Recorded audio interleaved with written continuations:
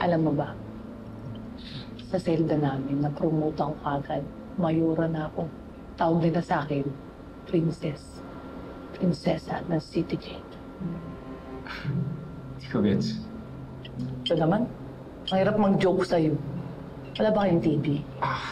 Dapat nanonood ka tuwing hapon ng teleserye. Hey, kid.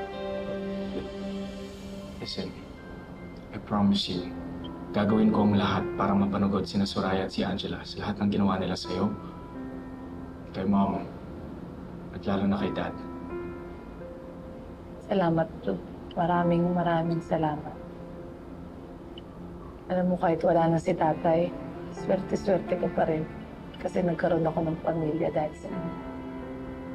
Huwag ka lang ba doon?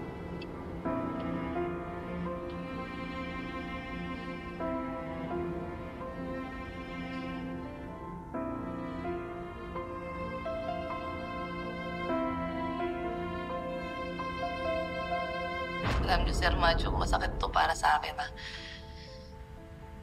Pero siguro huwag na natin ipilit. Hindi talaga tayo tinadhana.